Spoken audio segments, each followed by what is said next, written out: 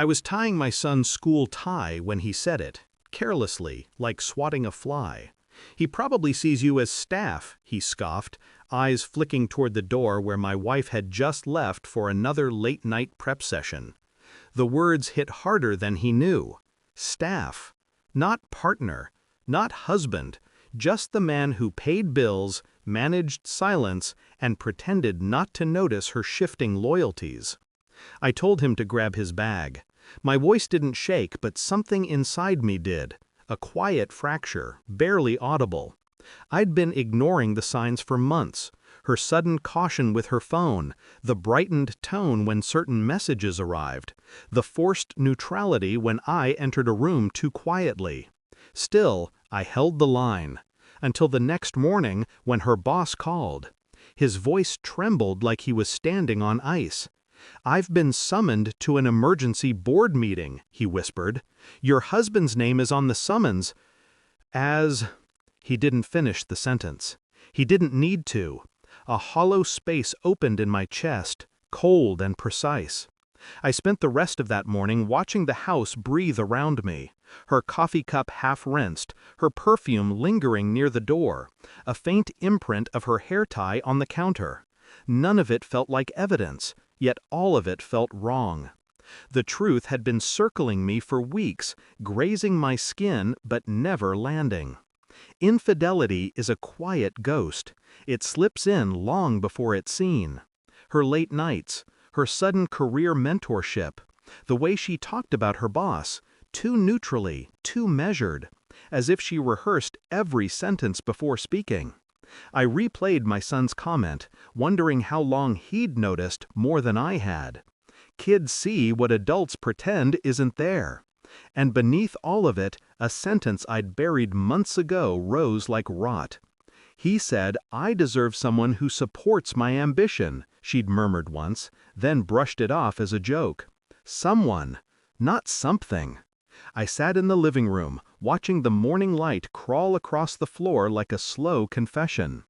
Pieces were aligning too neatly to ignore. I began quietly. Phone records, work schedules, a subtle question to an HR contact I trusted. Nothing invasive, just verification. I didn't want drama, I wanted truth. Her boss's fear told me enough. Something involving my name had reached the board.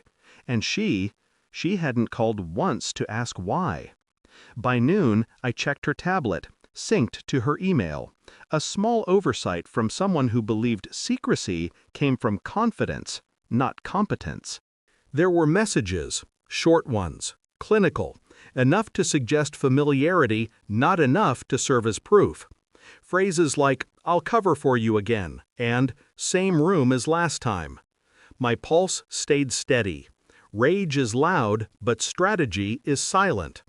I ordered a DNA kit, not for our son, but for something more subtle, genetic trace recovery on items she'd left in the car after her last conference. A water bottle, a lipstick, a scarf that didn't smell like her usual brand. I waited, observed. She moved around the house like nothing was happening. She smiled more. She left earlier. She came back smelling of hotel soap.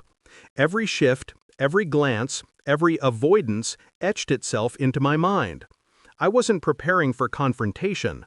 I was preparing for confirmation. The results arrived 3 days later, an envelope too thin to hold mercy. 2 DNA sources on her scarf, one hers, one male. Not related.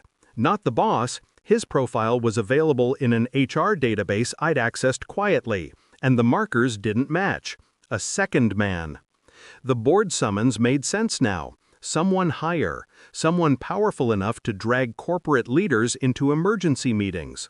I printed the report and set it on the dining table. When she walked in that night, her smile faltered, just slightly, when she saw the envelope placed at her seat, perfectly centered. "What's this?" she asked. "A question," I said. She opened it, her breath fractured. Her hands trembled, trying to form an excuse before her mind could conjure one. "I can explain." "I know," I said, cold, still, unmoved. Her eyes widened at the tone she'd never heard from me. I handed her my phone. A message drafted to her company's board asking for clarification about the summons. No accusations. Curiosity. Deadly in its simplicity. She read it. Color drained from her face. "You can't send this." "I already did," I said. She stumbled back, as if the air had turned solid. "You don't understand. It wasn't supposed to involve you." "He said, he promised." Her voice broke. I didn't. I walked past her, opened the door, and stepped aside. "He'll be here soon," I murmured. "The board, too." Her knees gave out. She gripped the edge of the table like it could save her from drowning. But I was already gone. I drove our son to my sister's house that night. He didn't ask questions.